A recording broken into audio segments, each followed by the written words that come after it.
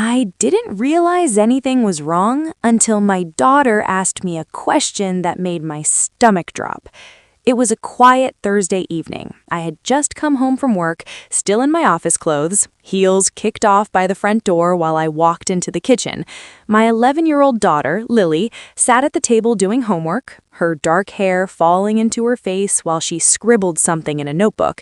The smell of spaghetti sauce filled the kitchen. Everything looked normal. Then she looked up and said casually, "Mom, when are Grandma and Grandpa bringing my necklace back?" My hand froze on the cabinet door. "What necklace?" "The diamond one." A strange chill ran through my chest. "What diamond necklace, sweetheart?" She blinked at me like I had just asked the weirdest question in the world. "The one Great-Grandma gave me." My heart skipped. The room suddenly felt quieter. 3 months earlier, my grandmother had passed away. She had lived to 92 and was the kind of woman who always wore perfume that smelled like roses and carried old stories in her voice. 2 weeks before she died, she called me into her bedroom. Lily sat beside me on the bed while my grandmother slowly opened a small velvet box. Inside was a necklace, not just any necklace. A diamond pendant surrounded by tiny stones that caught the light like stars. I remember whispering, "Grandma, this must be worth a fortune." She smiled gently. "It belonged to my mother." Then she reached over and fastened it around Lily's neck. Lily's eyes had gone huge. "Is this really for me?" Grandma squeezed her hand. "Yes, sweetheart." "But why me?" "Because you're the only one in this family who reminds me of myself." Then she looked at me and said quietly, "Promise me you'll protect it for her." I promised. I kept that necklace locked in a small safe in my bedroom closet. I rarely let Lily wear it because it was far too valuable for an 11-year-old.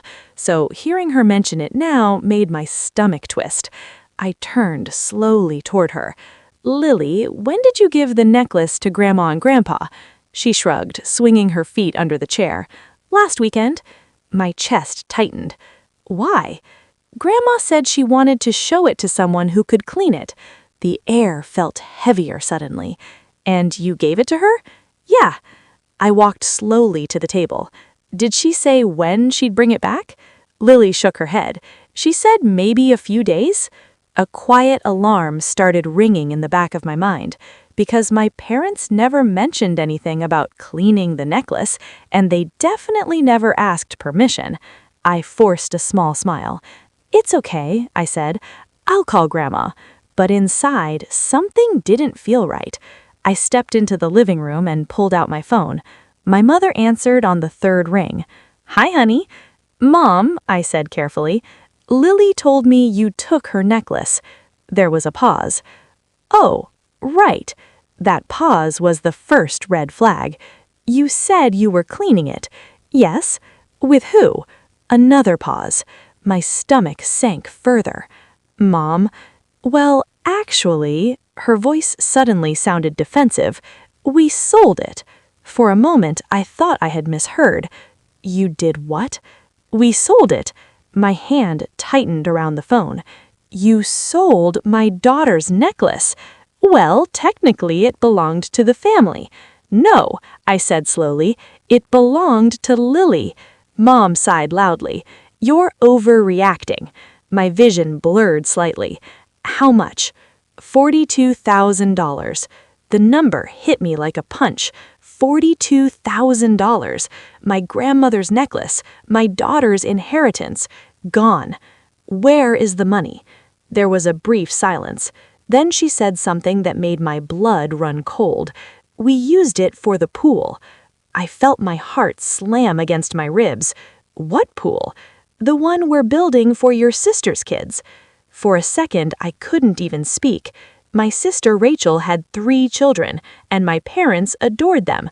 But selling Lily's necklace to build them a pool? That necklace wasn't yours to sell. Mom's voice hardened. "Oh, please. Rachel's kids deserve something nice, too." My hands started shaking. "You stole from your granddaughter." "It's not stealing when it stays in the family." "Not her family, apparently." She let out an annoyed breath. "Look, it's done. The pool construction already started." The anger rising in my chest felt like fire. "Mom, where exactly did you sell the necklace?" Another pause. "Why?" "Because I'm getting it back." She laughed. "You're being dramatic again." Then she said something that made everything inside me go still. Besides, the buyer already left town. I stood there in the quiet living room staring at the wall. My daughter's inheritance had been sold, just like that, for a swimming pool, and my parents acted like it was completely normal. But what they didn't realize was that the name of the jeweler my mother had accidentally mentioned earlier was one I recognized immediately, and that tiny detail was about to turn this whole situation into something my parents absolutely never expected. Because the man who bought that necklace was someone I knew. And the moment I walked into his store the next morning, the first thing he said to me made my heart stop. "You must be Lily's mother." The moment he said that, I stopped walking. I had just stepped into the jewelry store, the small brass bell above the door still ringing softly behind me. The place smelled faintly of polished wood and metal cleaner, the glass cases glowing under bright white lights. The man behind the counter looked to be in his late 50s, maybe early 60s. Gray hair, square glasses, calm eyes that studied people carefully. He folded his hands on the counter. "You must be Lily's mother." My chest tightened. "How do you know my daughter's name?" He tilted his head slightly. "Because when your parents sold the necklace, they mentioned it belonged to a girl named Lily." I walked slowly toward the counter, my pulse pounding in my ears. "So you did buy it?" He nodded once. "I did." For a moment, neither of us spoke. Then I said quietly, "That necklace didn't belong to them." His expression didn't change. "I suspected that." The words hit me like a sudden gust of wind. "You suspected it?" "Yes." "Then why did you buy it?" He reached under the counter and pulled out a small folder. "Because I wanted time." My confusion grew. "Time for what?" He slid a receipt toward me. $42,000, the exact amount my mother had mentioned. They were in a hurry to sell things. He said calmly, "People who rush to sell heirloom jewelry usually aren't the rightful owners." I stared at him. "So you bought it anyway?" "Yes." "Why?" He leaned back slightly. "Because sometimes the only way to protect something is to temporarily hold it." My heart skipped. "Where is it?" He studied me for a long moment. "Before I answer that, I need to ask you something." I folded my arms tightly. "What?" "Did your daughter willingly give it to them?" "No." "She trusted them?" "Yes." He nodded slowly. "That's what I thought." I leaned closer to the counter. "Please tell me you still have it." Instead of answering immediately, he opened a small drawer beside him. Inside was a velvet tray, and on that tray was the necklace. For a moment, the entire room seemed to stop breathing. The diamonds caught the light just like I remembered. My throat tightened. Oh my God. The jeweler carefully lifted the necklace and placed it back inside a black velvet box. I never intended to resell it. I felt a wave of relief wash over me so strong it almost made my knees weak. "You have no idea how much this means." "Oh, I have some idea." I looked at him again. "Why did you trust me I'd show up?" He smiled faintly. "Because people who inherit something meaningful always come looking for it." I reached toward the box instinctively, but he gently closed it. "Not so fast." My stomach dropped. "What do you mean?" He rested both hands on the counter. "Legally speaking, I bought the necklace." The relief I felt moments earlier tightened again into anxiety. "You know it was stolen." "I know it was sold under questionable circumstances." "That's the same thing." He tilted his head slightly. "Legally, not quite." My pulse quickened. "So you're saying you won't give it back?" "I'm saying the situation is complicated." I swallowed hard. What do you want? For the first time, he smiled slightly. Honestly? Yes. Honestly, I wanted to see who would come for it. I blinked. What? He leaned forward a little. Most families in situations like this don't fight. They shrug and move on. Well, that's not happening. I can see that. He tapped the velvet box once. The necklace will stay here for now. My chest tightened again. For now?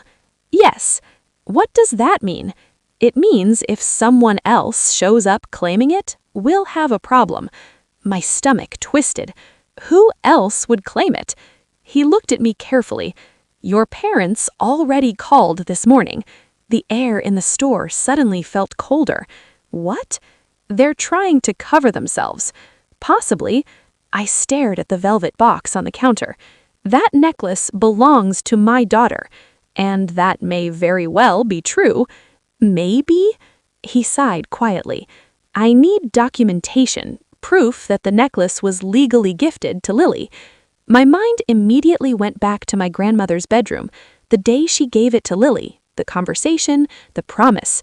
But promises weren't paperwork. I don't know if there's anything written.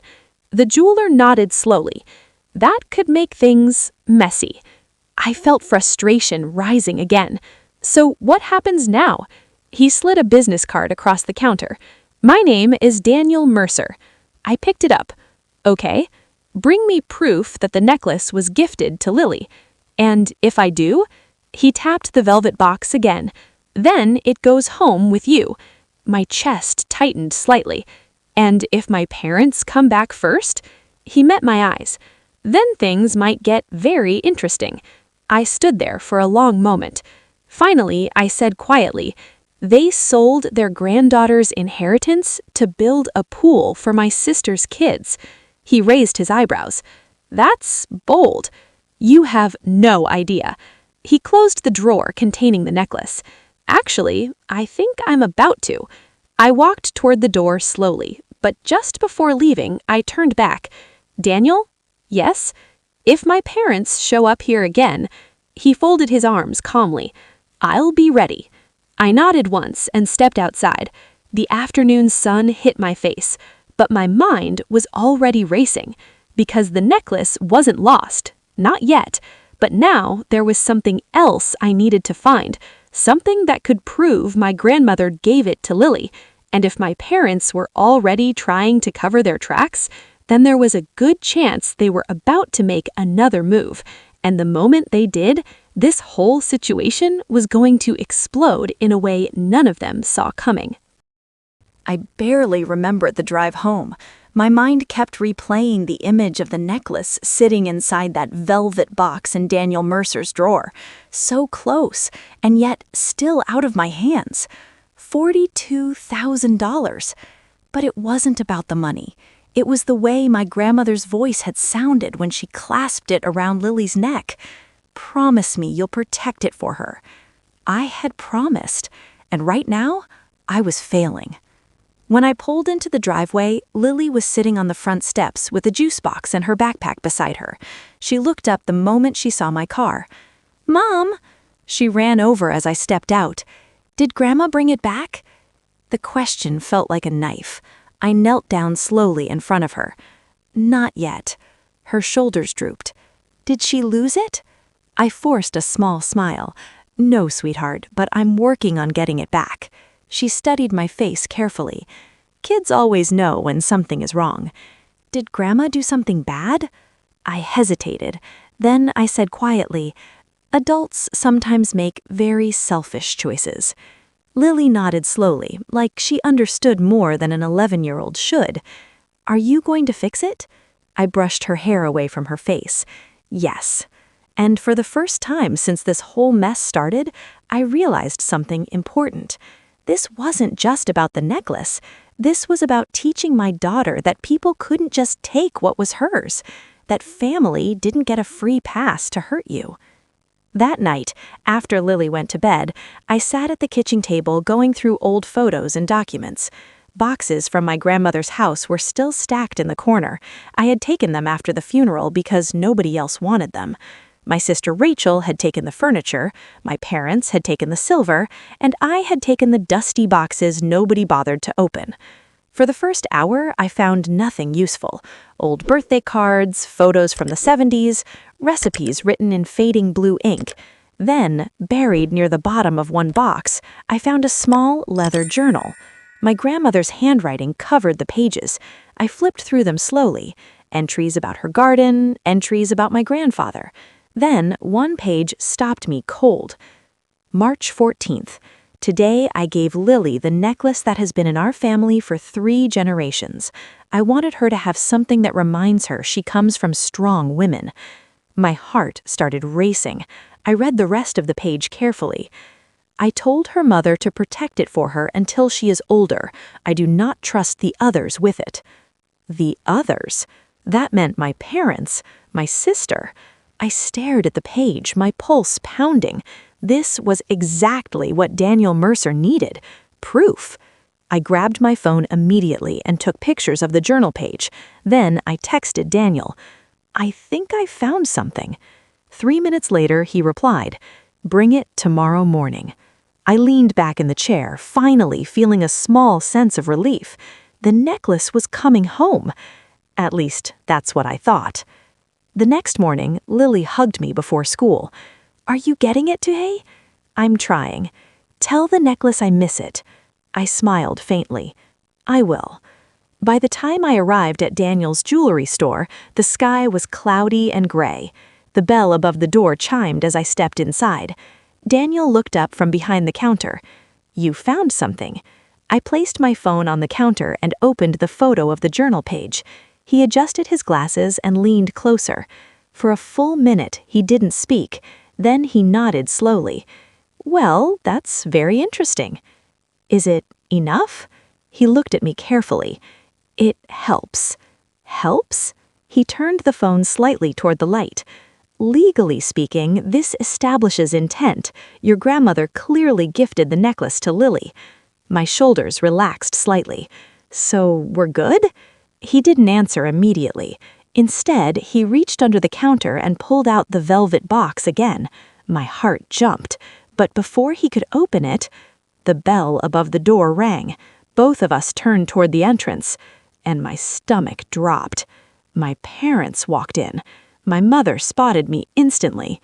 "Well, there you are." My father's eyes went straight to the counter, to the velvet box. Daniel's expression didn't change, but he slowly closed the box again and placed his hand on top of it. My mother smiled sweetly. "We came to collect the necklace." The air inside the store felt suddenly heavy. I crossed my arms.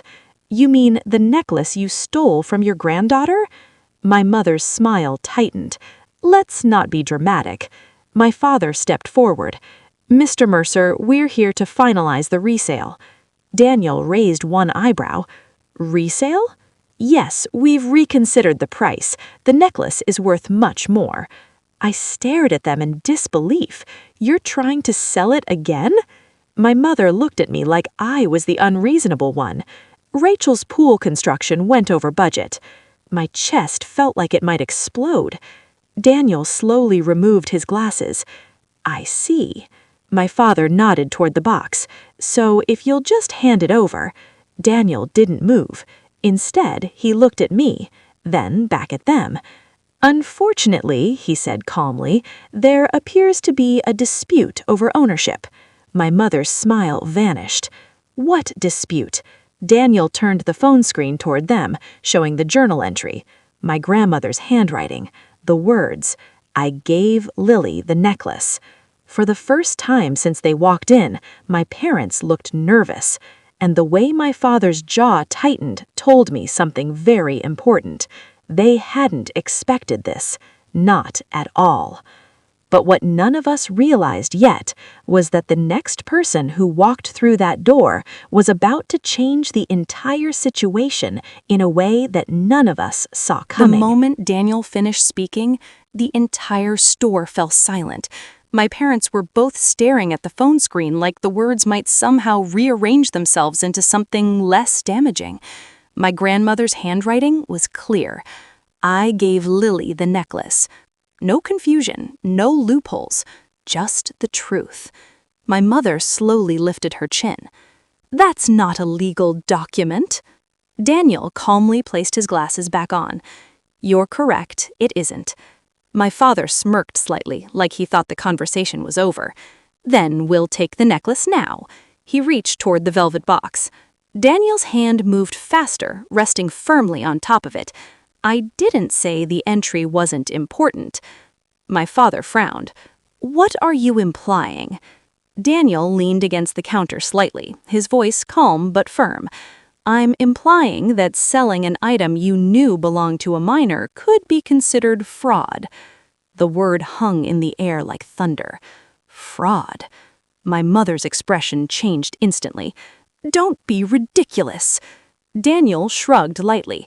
Perhaps, but courts tend to take a dim view of grandparents selling a child's inheritance without permission. My father's jaw tightened. You're threatening us? No. Daniel tapped the velvet box. I'm explaining the situation. My heart was pounding in my chest, but for the first time since this nightmare began, I felt something shifting in my favor. My mother looked at me. Emily, stop this nonsense. I'm not stopping anything. You're turning this into a family war. You started the war when you stole from Lily. She flinched slightly at the word stole. My father sighed heavily. This is absurd. It was a necklace. We used the money for something meaningful. For Rachel's pool, I said quietly. Mom's voice sharpened. Her children deserve nice things too. I stared at her. Then you should have sold your own jewelry. Silence filled the room again. Daniel slowly slid the velvet box toward me. My breath caught. Based on the documentation presented, he said calmly, I believe the necklace rightfully belongs to Lily. My parents both started speaking at once. You can't just, that's not... Daniel raised a hand, and since I prefer not to be involved in a legal dispute, he pushed the box fully across the counter. I'm returning it. For a moment, none of us moved. Then my fingers slowly closed around the box. The velvet felt soft under my hand. Real. My heart felt like it might burst with relief. My mother's face turned red. You're making a huge mistake. Daniel smiled politely. Possibly. My father leaned toward me. You'll regret humiliating us like this. I looked him straight in the eye. You humiliated yourselves. For a second, I thought he might actually explode, but instead he grabbed my mother's arm. Let's go. They turned and stormed out of the store without another word. The bell above the door rang as they left, and just like that, they were gone. The silence that followed felt almost surreal. I looked down at the box in my hands. Slowly, carefully, I opened it. The diamonds shimmered under the store lights, exactly the way they had when my grandmother gave it to Lily. My throat tightened. Thank you, I whispered. Daniel shrugged lightly. Honestly, I just don't like bullies. I closed the box again. You saved something very important today. He shook his head. No, he nodded toward the necklace. You did. You came back for it. I smiled faintly. Maybe he was right. That evening, when Lily got home from school, I sat her down at the kitchen table. I have something for you. Her eyes widened. Did you find it? I placed the velvet box in front of her. She gasped the moment she opened it. My necklace! She threw her arms around me so tightly I almost lost my balance. I knew you'd fix it. I held her close, breathing in the smell of her shampoo and crayons and childhood, and for the first time since this whole mess began, the knot in my chest finally loosened. Later that night, after Lily went to bed, I stood by the window looking out at the quiet street. My phone buzzed on the counter, a text from my sister Rachel. What did you do to Mom and Dad? I stared at the message for a moment, then I simply put the phone down without answering, because the truth was, the story really wasn't over. Families like mine rarely let things go so easily, but one thing was certain. No one was ever taking something from my daughter again. And if you stayed with me all the way through this story, thank you for listening. Stories like this remind us just how complicated families can be. If this story shocked you, don't forget to like the video, share it with someone who loves dramatic real-life stories, and subscribe to the channel for more emotional storytelling like this. Because sometimes, the people who are supposed to protect you are the very ones you have to stand up to the most.